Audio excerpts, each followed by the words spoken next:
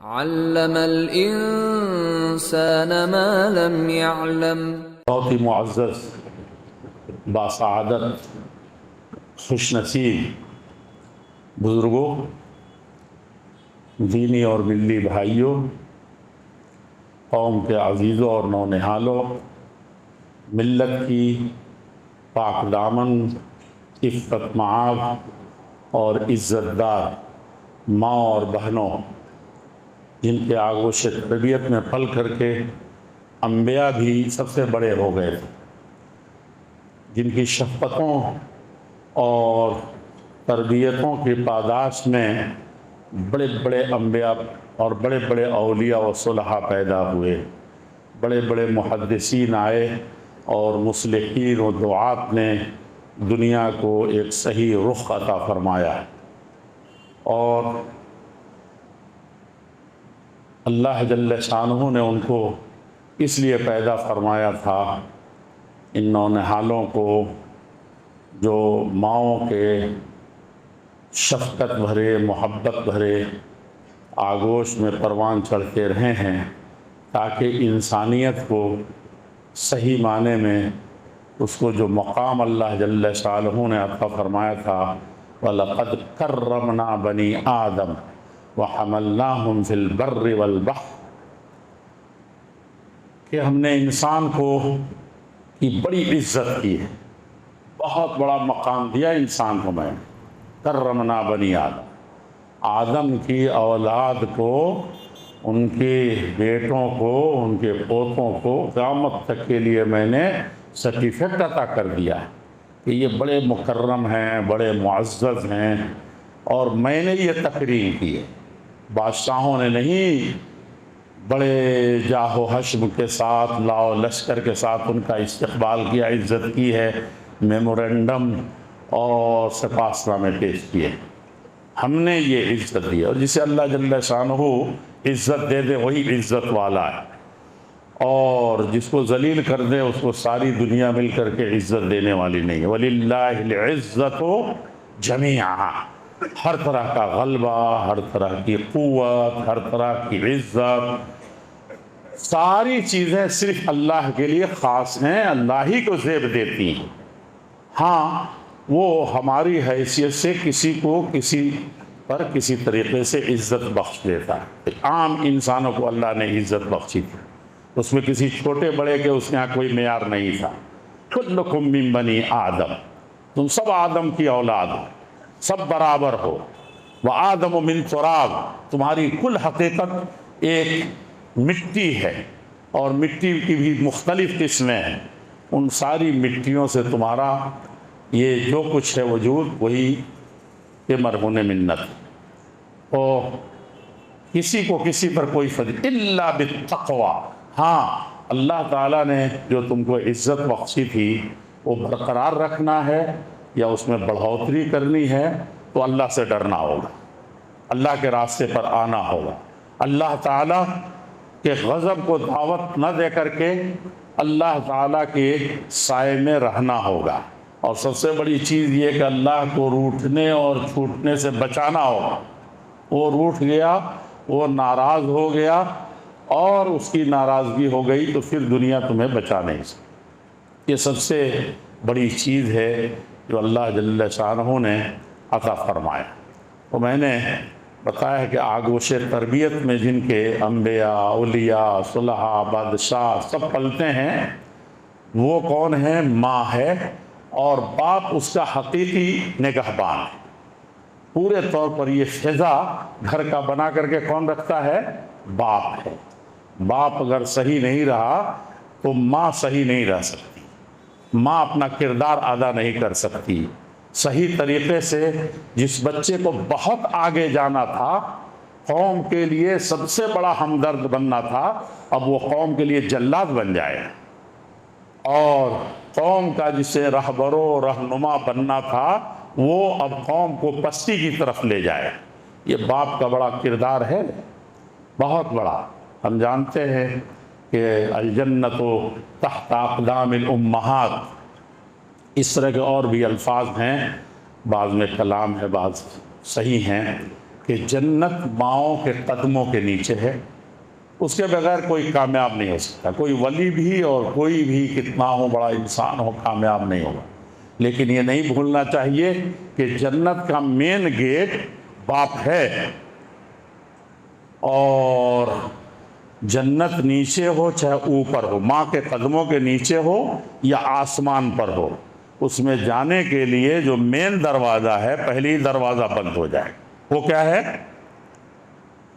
کون سا ہے؟ الوالد اوسط ابواب الجنت فحافظ علی اوضعها. باپ تو جنت کا مین گیٹ ہے، سب سے شاندار گیٹ وہی ہے جس سے تم لوگ داخل ہوگے تب جنت ملے گی. سب تیار ہے، نماز پکار رہی ہے ایک طرف سے کہ جنت میں آ جاؤ، روزے ریان دروازہ کھلا ہوا ہے، سب ایک طرف سے پکار رہے ہیں. زکوٰۃ و صدقات و خیرات اور ساری چیزوں کی طرف سے بلاہٹ ہے، لیکن مین گیٹ بند ہے. کیسے جائیں گے؟ اپنا اپنا دروازہ کیسے پائیں گے؟ تو باپ یہ ہے. تو یہ باپ ہے اور یہ ماں ہے جن کا سب سے اونچا مقام. وَقَضَىٰ رَبُّكَ أَلَّا تَعْبُدُوا إِلَّا إِيَّاهُ. تم اپنی زندگی میں کوئی سبق یاد رکھ سکتے ہو اور جس پر جم سکتے ہو اور جس پر تمہاری آخری سانس اکھڑ رہی ہو یعنی موت آ رہی ہو، وہ صرف ایک ہی سبق یاد کرنے کی. وہ کیا ہے؟ تیرے رب کا فیصلہ ہے، حکم ہے، اس کی وصیت ہے کہ صرف اللہ جل شانہ سے لگ کر کے رہو. اللہ جل شانہ کو کے علاوہ کسی کی طرف کوئی امید مت رکھو. اسی کی عبادت کرو، اسی کے سامنے اب سرنڈر کر جاؤ. بس سر تسلیم خم ہے جو مجاز یار میں آئے. سر جھکا دیا ہے، مسلمان ہو گیا. مسلمان کیا مطلب؟ گردن نہانت بطاعت، ہر وقت جھکا رہنے والا، اطاعت و بندگی میں اللہ جل شانہ کہ وہی مسلمان ہے. مسلمان وہ نہیں ہے جو ہم اپنی آنکھوں سے دیکھ رہے ہیں، وہ مسلمان وہ نہیں ہے جو میں نظر آ رہا. مسلمان وہ ہے جو ہر وقت جھکا ہوا ہے، نرم پڑا ہوا ہے، اس کے اندر گرمی آتی ہی نہیں کر. اور کس کے سامنے؟ اللہ جل شانہ. اور یہی انسان کا معراج، یہی اس کی سربلندی ہے، یہی اس کی کامیابی ہے، انفرادی زندگی میں بھی، اجتماعی زندگی.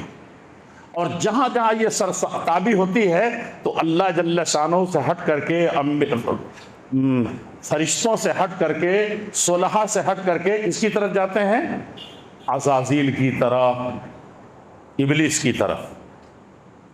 یہ بہت بنیادی چیز ہے. جہاں تھوڑی سی سرتابی کی، اب کہتے ہیں کہ ایک ہی مرتبہ تو کیا تھا، میں نے جماعت میں ایک مرتبہ سر اٹھایا تھا کہ یہاں میں نہیں مانوں، میری تھیوری الگ ہے، میری سمجھ الگ ہے، میں زیادہ پڑھا لکھا ہوں، میں زیادہ منصب و کرسی پر ہوں.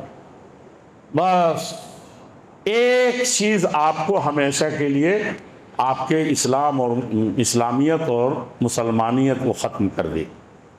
تکبر عزازیل را کر بزلان لعنت گرفتار کر. یہ فرشتوں میں رہنے والا اعلیٰ مقام حاصل کیا ہوا اتنا ترقی پر تو کوئی نہیں گیا، تو اس کو صرف ایک مرتبہ کی چھوٹی سی سرتابی نے، اور بڑی تگڑی دلیلیں تھیں اس کے اوپر. یہ دلیل جس کی وجہ سے ذلیل ہو رہے ہیں، یہ دلیل سب سے خطرناک چیز ہے. دلیل کے معنی یہ نہیں ہے کہ آپ دلیل لائیں کریں. صحابہ میں سے بھی جس نے بھی دلیلیں ڈھونڈیں، بہت زیادہ دلیلیں، تو دوسری نص کے مقابلے میں دلیل ڈھونڈ دیا. دلیل کیا چیز ہے بھائی؟ تمہاری سمجھ کیا چیز ہے؟ وہ نہیں ہے، وہ نہیں چلنے والی ہے وہ دلیل.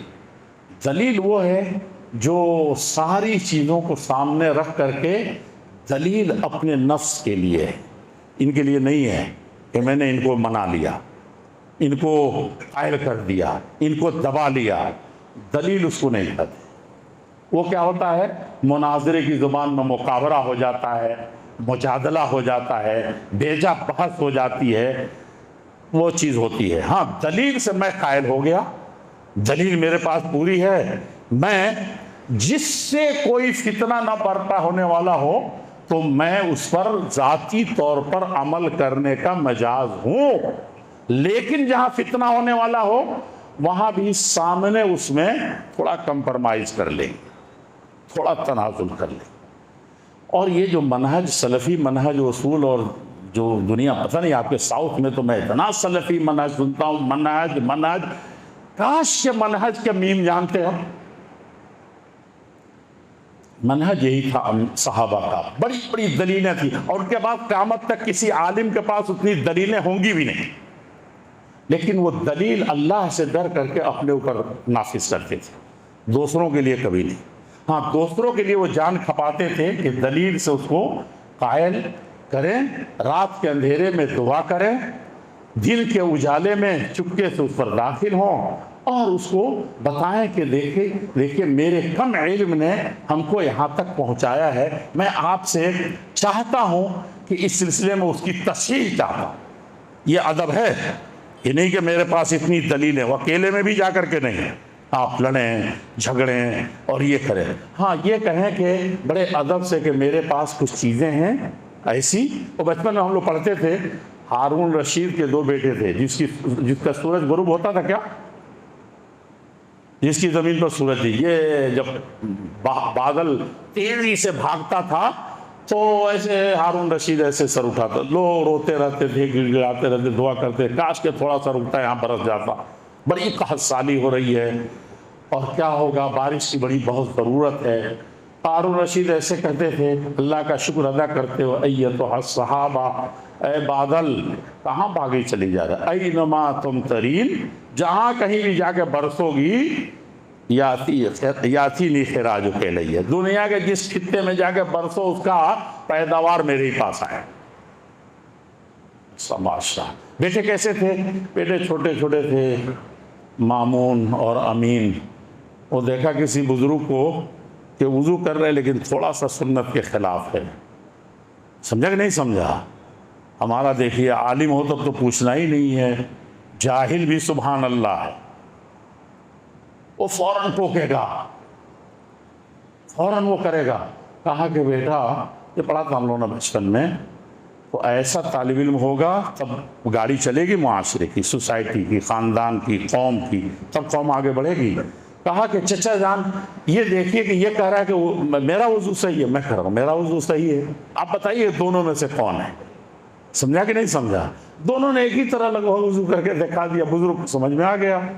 سمجھا کہ نہیں سمجھا؟ تو سمجھنے والے کو بھی سمجھنا بھی ایک سمجھ ہے، یہ بہت ضروری چیز ہے۔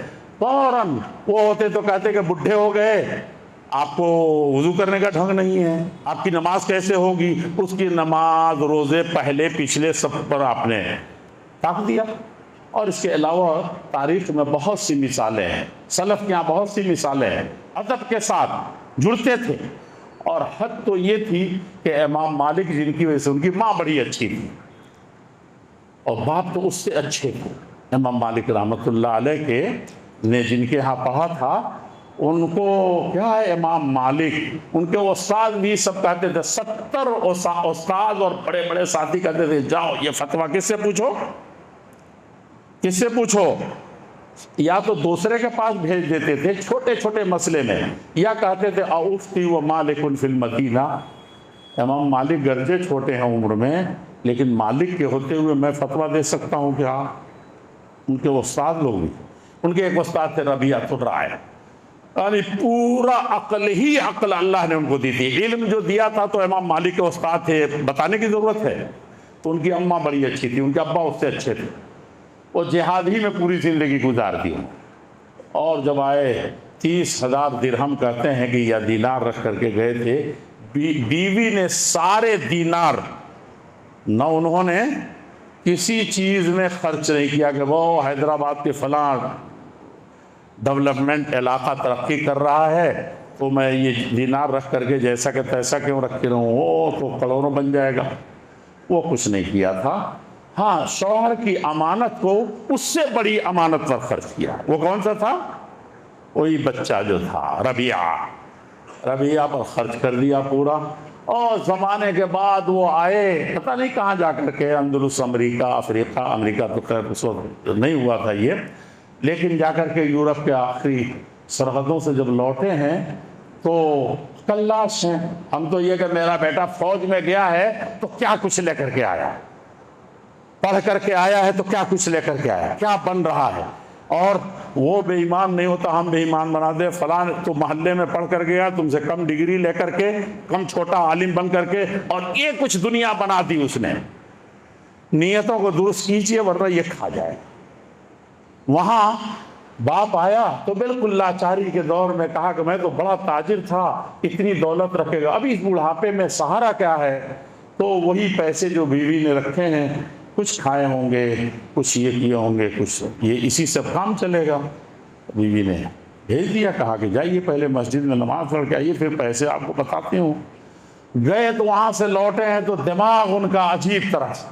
کہا کہ یہ کیا بھائی, کہا آتے ہی بیوی سے کہا کہ یہ کون سا لڑکا ہے, نوجوان سا نظر آ رہا ہے, لیکن کیا میں نے مسجد نبوی میں بڑے بڑے محدثین کو دیکھا, میں نے عطا ابن رباح کو بھی دیکھا, فلاں کو بھی دیکھا, بڑے حلقے ہوتے تھے, پورا افریقہ جٹا ہوا تھا, پورا ایشیا, سب ان کے درس میں آ گئے ہیں, حج کرنے آئے ہیں, اور اس کے بعد مدینہ اسی لیے آتے ہیں کہ مسجد نبوی میں ہم کو کچھ ملے گا.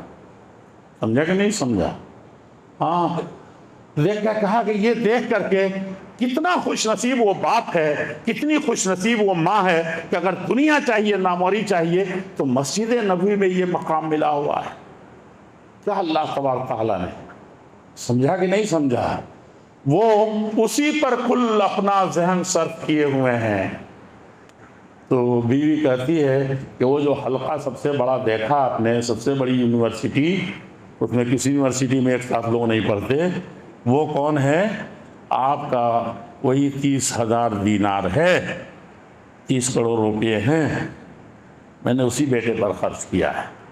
تو پڑھا دیا تھا امام مالک ہو گئے امام دار الہجرہ ہو گئے. اور امام مالک کی طرح سے آپ ان کے فضائل پڑھیں گے, حکومت سے لے کر کے, قوم سے لے کر کے, ایک چھوٹے سے بچے سے لے کر کے, وہ ایسا فیض کسی کا نہیں ہوتا.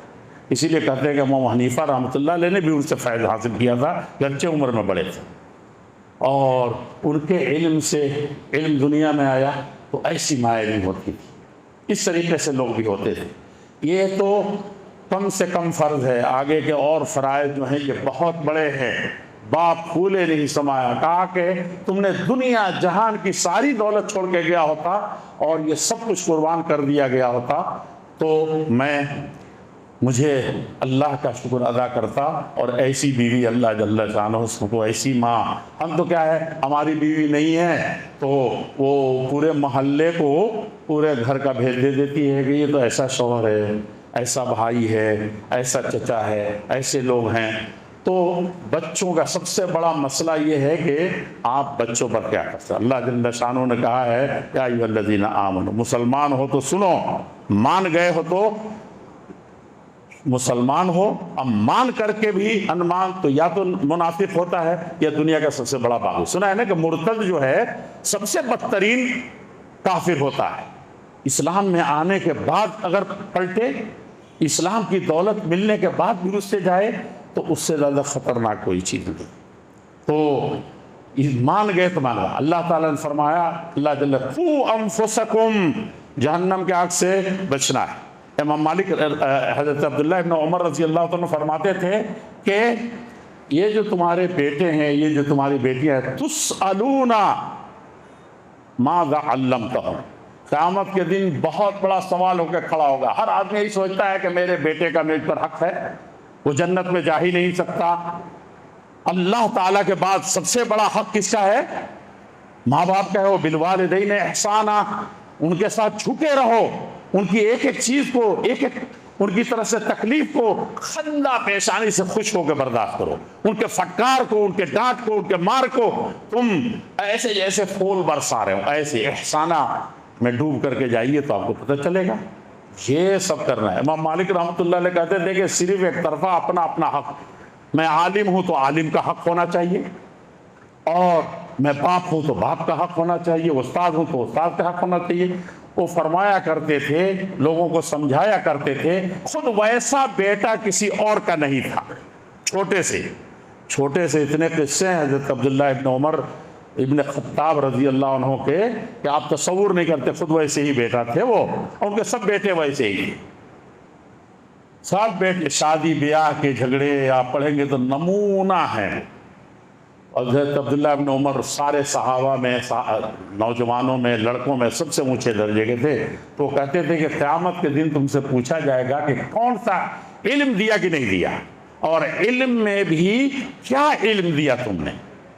دنیا کے پیچھے بھاگنے میں دین اور ایمان گنوا دیا، اس کا اپنا گنوا لیا، سوسائٹی کو خراب کر دیا۔ تم تو علم بردار اخلاق تھے، انسانیت تھے، ایمان تھے، اب تمہارے گھروں سے یہ کیا پیدا ہو رہا؟ ماذا علمتہ ماذا ادبتہ، تم نے اس کو ادب کیا سکھایا؟ ادب میں یہ بات یاد رکھنی چاہیے کہ قیامت کے دن یہ پوچھا جائے گا، اور یاد رکھنا چاہیے پہلے دن سے کہ وہ ماں باپ کی کتنی عزت کرتا ہے، اس پر پروان چڑھ رہا ہے کہ نہیں، اس سے جتنے بڑے ہیں، خاص طور پر بڑے بوڑھے، ان کے سامنے وہ کتنا مؤدب ہے، کتنا احترام سے رہتا ہے۔ علماء جو حقیقت میں اس دین کے صحیح معنی میں رہنما ہیں، اگر علماء اپنا کردار ادا کرتے ہوں، عالم حقیقی معنی میں ہو تب، تو وہ علماء کے ادب و پاس و لحاظ کیسے کرتا ہے، کس طریقے سے کرتا ہے۔ امام مسلم کو کبھی کبھی پڑھتا ہوں، اور جتنے یہ مغرب افریقہ کے لوگ ہیں نا، یہ مراکز جہاں زلزلہ آیا ہے، اللہ جل شانہ ان کی حفاظت فرمائے، اللہ جل شانہ ان کو غریق رحمت فرمائے، اللہ جل شانہ ان کی پریشانیوں کو دور فرمائے، اور اس سے بڑا طوفان تو لیبیا میں آ گیا، وہ بھی مغرب ہی میں آتا ہے، سمجھا کہ نہیں سمجھا؟ تو یہ مغاربہ سب مل کر کے کہتے تھے کہ صحیح مسلم کا درجہ، امام مسلم کا درجہ بڑھا ہوا ہے بخاری سے بھی، ماننے کے لیے تیار نہیں تھے۔ تشاجر قوم فی البخاری ومسلم فقالوا ای زین اقدم فقلت لقد فاق البخاری صحۃ کما فاق فی حسن الصناعۃ مسلم۔ آ کے یہ لوگ جو تھے، لیکن امام مسلم کا حال آپ جانتے ہیں کیا ہے؟ بھری مجلس میں یہاں باپ بیٹے کو نہیں پہچان، بیٹے باپ کو نہیں پہچان رہے ہیں، بیٹیاں پتہ نہیں کہاں چلی گئی، آپ کہتے ہیں بڑے ہوں گے تو پتہ نہیں کیا ہوں گے۔ وہ بھری مجلس میں داخل ہوتے ہی امام مسلم جن کی طرف سب کی نظر اٹھی ہوئی ہے، ایک بخاری ہیں جو ان کے استاد ہیں، تو تھوڑا سا ان کی پگڑی اونچی ہے، لیکن وہاں آ کر کے وہ سر تسلیم خم کرتے ہیں۔ کہا کہ امام بخاری داخل ہو رہے ہیں تو اٹھ کے کھڑے کہتے ہیں کہ پہلے بیٹھیے، دانی اقبل رجلیک، سب سے پہلے مجھے اپنے پاؤں پر، غیر مسلم پاؤں چھوتے ہیں نا، وہ کہہ رہے ہیں کہ پاؤں بڑھائیے، تھوڑا سا تو دیجئے تاکہ اس کو پہلے میں بوسہ دے۔ سمجھا کہ نہیں سمجھا؟ تو علماء کی، اساتذہ کی، بڑوں کی یہ توقیر۔ اللہ کے نبی صلی اللہ علیہ وسلم نے ایک مرتبہ صحابہ روئے زمین پر ان سے زیادہ چندے آفتاب، چندے مہتاب کوئی نہیں ہوگا، بیٹھے تھے، ایک بزرگ داخل ہوئے، بدوی تھے کہ کیا تھے، اور وہ دیکھا کہ جگہ نہیں مل رہی ہے، تو اللہ کے نبی صلی اللہ علیہ وسلم نے فرمایا لیس منا من لم یرحم صغیرنا ومن لم یوقر کبیرنا۔ کہا کہ کیا تم ہو صحابہ جو کہیں بھی آپ انگلی نہیں رکھ سکتے ہیں، آپ کو جلال آ گیا، کہنے لگے کہ ہم سے تو کوئی نہیں ہو سکتا ہے جو چھوٹوں پر رحم نہ کھائے اور بڑوں کو ان کا مقام نہ دے۔ صحابہ کو دیکھیے کہ اس کے بعد مجلسوں میں بوڑھوں کو دیکھ دیکھ کر کے آگے بڑھاتے تھے، جگہیں بناتے، یہ تھا، یہ سکھایا گیا تھا۔ تو کام ہے بادشاہ بس یہی سمجھتے ہیں کہ کلمۃ حق عند سلطان جائے، ظالم بادشاہ کے سامنے کیا کرنا؟ ڈنڈا لے کے پڑ جانا، اور کیا ہے؟ کلمۃ حق، حق بات کہنا۔ تو ایک شاگرد کہتا ہے کہ استاد ہے تو کیا ہوا، حق بات تو میرے پاس ہے۔ اس سے زیادہ شیطان کسی کو نہیں ورغلاتا ہے، پوری تاریخ ہے۔ اور یہ سلفی اور غیر سلفی کی جو بات آئی، اہل حدیث غیر اہل حدیث کی، یا پہلا فرقہ جو پڑھا، تو وہ متحمس جوان تھے جو حق جان کر کے خاموش رہنا نہیں جانتے تھے۔ انہیں کو اللہ کے نبی نے کہا کہ یہ سب سے بڑے خوارج ہیں، اور میری امت کا سب سے خطرناک، سب سے پہلا فرقہ ہے یہ۔ اللہ کے نبی جو لوگ خون جن کا بہا تھا، جن پر تلواریں چلی تھی، جن کی بیٹیوں اور بیٹوں کو تلوار کے انیوں پر رکھ کر کے ایسے کاٹ کر کے اچھال دیا گیا تھا، جن کی ماؤں کو اور بیٹیوں کے پیٹ کو چیر کر کے اور اس سے بچوں کو نکال کر کے ایسے اچھالا گیا تھا، ان کو اللہ کے نبی صلی اللہ علیہ وسلم 1 روپیہ نہیں دے رہے ہیں، جو لڑ بھیڑ کر کے فتح حاصل کی ہے، اور وہ جن کی تلواروں سے بھی خون مسلمانوں کے خون سے نہیں خشک ہوئے ہیں، ان کو دے رہے ہیں کہ یہ 1000 بکری تم لے جاؤ، 1000 اونٹ تم لے جاؤ۔ تو حق بات کہا تھا کہ نہیں ذوالخویسرہ نے، بخاری کی روایت ہے، کہا کہ ذوالخویسرہ کہ اے دل یا محمد، بس اے دل یا محمد، محمد انصاف سے کام لیجیے۔ عقل کہتی ہے کہ نہیں کہتی ہے کہ جن کے بیٹے مارے گئے، جو گھر چھوڑا جنہوں نے لڑائیاں کی اور ان کی لڑائیوں کے بدلے یہ دولت ملی، یہ دولت کس کو ملنی چاہیے؟ مال غنیمت کس کو ملنا چاہیے؟ ان کو ملنا چاہیے، نہ کہ وہ جو کل مسلمان ہوئے ہیں کسی طریقے سے آج تک تلواریں چلاتے ہیں۔ انصاف تو یہی کہتا ہے، آپ کا انصاف اگر ہے تو صرف وحی کی بات نہیں ہے، یہاں ادب کی بات ہے، یہاں سلفیت کی بات ہے۔ سلف اسی کو کیسے ایک بھی انصاری اور ایک بھی مہاجر جو مسلمان تھے، مجھے ہوئے تھے، جن کا حق تھا، ان میں سے ایک نے بھی نہیں بولا، بلکہ بعض تو تھے کہ تلوار سے گر۔ اللہ کے نبی نے فرمایا کہ میں آپ کہتے ہیں خوارج تو دنیا سے مٹ گئے، تھوڑا سا عمان میں ہے، یہی کہتے ہیں نا، ہر جگہ خوارج ہیں، خوارج کا جرثومہ آپ نے فرمایا انہی کی وجہ، انہی کے نسل سے کل آئے گی جو ہماری امت کے پارے پارے کرے گی، ان کی اجتماعیت کو ختم کرے گی، ان کے اندر دشمنیاں پیدا کرے گی۔ یہ بہت بنیادی چیز ہے، یاد رکھنے کی ضرورت ہے، بہت زیادہ جاننے کی ضرورت ہے، اور اللہ سے ڈرنے کی ضرورت ہے اپنی اولاد کے سلسلے میں، اپنی سوسائٹی کے سلسلے میں۔ اور آخر میں ترجمہ ہی کر دوں اس آیت کا جس نے آج کل اور ہماری بیداری کو آگے بڑھا دیا، تعلیم میں، تربیت میں، ہر چیز میں چھوڑ کر کے اب تو اتنا چھوڑ دیا ہم اپنے جوانوں کو، ہمارے جوان بھی کہاں جا رہے ہیں، اب عقل پا کر کے بھاگ رہے ہیں۔ اب اس کا کیا علاج ہے؟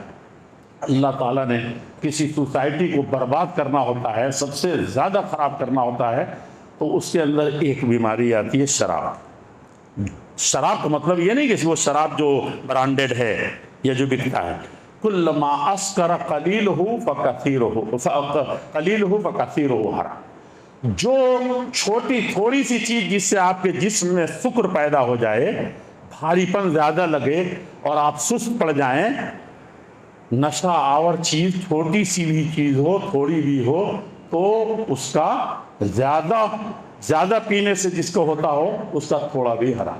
کلما اسکر کثیرہ فقلیلہ حرام، کہا کہ اس کا تھوڑا بھی حرام کر دیتا ہے۔ وہ اللہ جل شانہ نے فرمایا کہ لوگوں، مسلمانوں، تم یاد کرو اس مسئلے کو کہ یہ شراب، یہ جوا بھی بڑی خطرناک چیز ہے، والانصاب، اور یہ جو تم بت پال رہے ہو، بظاہر موحد لگتے ہو لیکن سب سے بڑا بت جو ہے اپنی خواہشات نفسانیہ۔ فرأیت من اتخذ الہہ ہوا، وہ ہوس، خواہشات نفسانی کے پیچھے جا کر کے، یہ سب سے بڑا بت ہے، سب سے بڑا بت ہے۔ اس بت کو جس نے نہیں توڑا تو آپ چاہے 360 بت توڑ کر کے آئے۔ اللہ کے نبی جب 360 بت گرا دیے اوندھے منہ اور سارے بت سرنگوں ہو گئے، تو اللہ تعالیٰ نے آپ سے فرمایا تھا افرأیت من اتخذ الہہ، سارے بت تو توڑ دیے، ایک بت ہے، کون توڑے گا؟ اللہ کے نبی کے پاس بھی کوئی جواب نہیں، کسی کے پاس جواب نہیں، جب انسان خود ثواب نہیں۔ جانتے کیا ہے کہ اپنے نفس کے، اپنے خواہشات نفس کا غلام ہم خود بن جائیں، اس کے عابد اور اس کے عبادت کرنے والے۔ یہ سب سے بڑا بت ہے جو سب عالم کے اندر آتا ہے، اور عالم کا آئے تو فساد زیادہ پھیلتا ہے، کسی حاکم کے اندر آئے تو فساد سب سے زیادہ آتا ہے، لیکن ایک ادنا بچے کے اندر یہ چیز آ جائے خواہشات نفسانی کی، تو معاشرہ اور سوسائٹی نہیں چل سکتی۔ اسی لیے ہوا کہ اولاد کو بچاؤ، والانصاب والازلام، اور اس کو تم میسر، جوئے سے، اور ازلام، اور یہ جو تم پانسے نکالتے ہو، جاترا نکالتے ہو، جیتتے ہو، ہارتے ہو، یہ سب شیطانی عمل ہیں، بہت گندی چیز ہے، اس سے بچو اور بچاؤ اپنی اولاد، ورنہ تمہارے اندر وہ دشمنی پیدا کرا دے گا، تمہارے اندر ساری چیزیں پیدا ہو جائیں گی اور پھر تم کامیاب نہیں ہو سکتے۔ آخری چیز میں یاد کرتا ہوں کہ اس میں فَهَلْ أَنْتُمْ مُنْتَهُونَ، فَهَلْ أَنْتُمْ مُنْتَهُونَ، اللہ تعالیٰ آخر میں کیا فرمایا ہے کہ یہ خرابیاں ایسی، اور لوگوں نے 50 خرابیاں بتائی، ہم نے آنکھ سے دیکھ رہے ہیں معاشرے میں، سوسائٹی میں. تو کہا فہل انتم منتہون، کیا تم اس سے نہیں رکو گے؟ اس شراب سے نہیں، اس جوئے سے نہیں رکو گے، اس سود بازی سے نہیں رکو گے؟ تو صحابہ کی یہ تھی کہ جو بلا شراب کے جی نہیں سکتے تھے، بلا شراب کے وہ ایک دن 1 گھنٹہ بھی نہیں جی سکتے تھے. تو جیسے ہی فہل انتم منتہون، کیا تم اس سے رکو گے نہیں؟ تو صحابہ نے کوئی جمعہ کے خطبے میں مقدس خطبہ نہیں ہو رہا تھا پیارے نبی والا، بس راستے سے کسی نے کہا کہ فہل انتم منتہون الا حرمت الخمر، شراب کو حرام کر دیا گیا. تو جن کے منہ سے لگا ہوا تھا، جہاں شیطان بہکا رہا تھا نماز سے غافل کر اللہ کے یاد سے، وہیں سے جو منہ میں ڈال چکے تھے اس کو اگل دیا، جیسے انہوں نے زہر، جو دنیا کی سب سے میٹھی سب سے پیاری چیز تھی شراب کے لیے. یہ ایمان کی علامت ہے، اسلام کی علامت ہے. اللہ جل شانہ ہم کو ہر طریقے سے اپنی اولاد کا حق ادا کرنے کا، سوسائٹی کے حق ادا کرنے کا، دین ایمان پہ چلنے کا، اس کے جتنے منفیات اور جتنے سلبیات ہیں ان سب سے بچنے کی توفیق ارزانی فرما دے. سبحان ربک رب العزت عما یصفون وسلام علی المرسلین.